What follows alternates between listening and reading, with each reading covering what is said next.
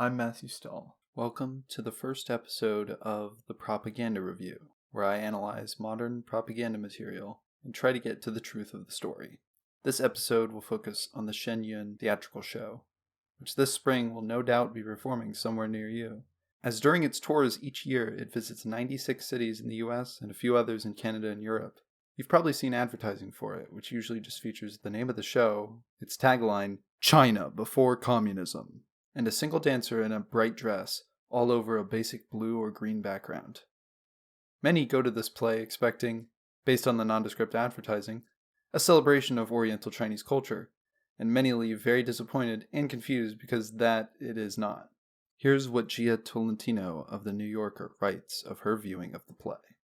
The host started talking about a spiritual discipline called Falun Dafa, and then introduced a dance in which a beautiful young follower of Falun Dafa was kidnapped and imprisoned by communists who harvested her organs. "I'm hallucinating," I whispered to my brother in the dark. "Would everyone like to learn a little Chinese?" one of the hosts asked. He intoned a phrase and asked the audience to repeat it. "That phrase means, 'I love Shen Yun,'" he said. I felt my forehead. The dances continued, sleeves swirling, skirts rippling. A man came on stage to sing a song in Chinese, which was translated on the screen behind him. "We followed Dafa, the great way," he began, singing about a creator who saved mankind and made the world anew. "Atheism and evolution are deadly ideas. Modern trends destroy what makes us human," he sang.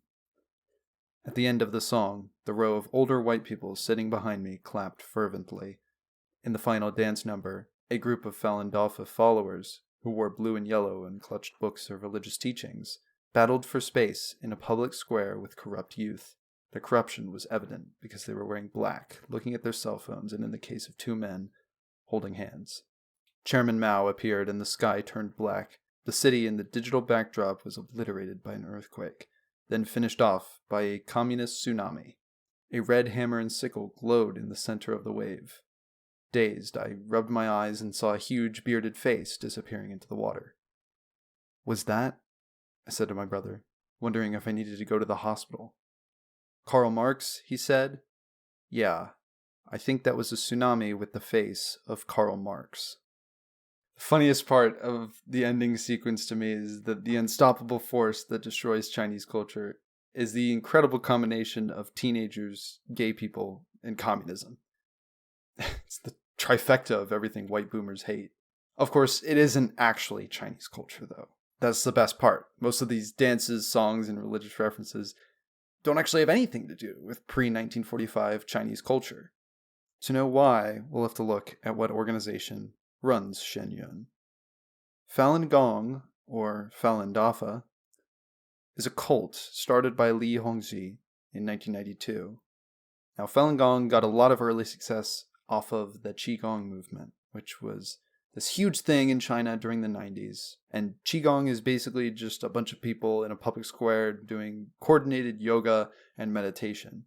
And the specific branches of Qigong sort of build doctrine around these exercises that essentially builds a religious structure. In the case of Falun Gong, all of its doctrine is created by the man who started it, Li. Let's take a look at some of his teachings. Now, Li himself is a being that has come to help guide humanity away from evil. When asked if he's human, he said, "You can think of me as human." That's very reassuring, isn't it? Now here's more. Followers of Falun Gong are forbidden to kill any living things. Now this doesn't mean that Falun Gong people have to be vegetarian, because it's specifically about you killing the thing. No sex outside of marriage is allowed, and of all of the possible acts that could give you negative karma, homosexuality gives you the most.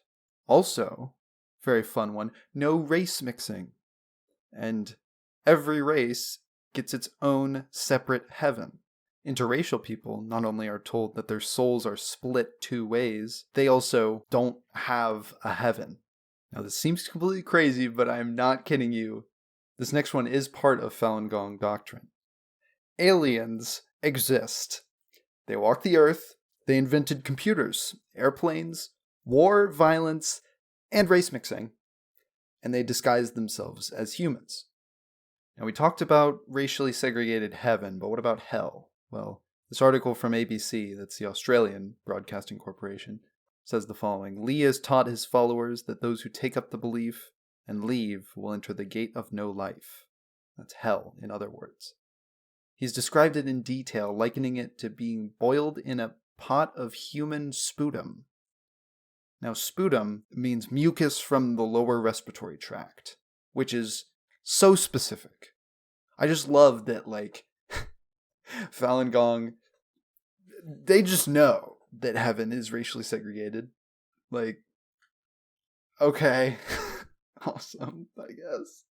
And then hell is just a bunch of snot.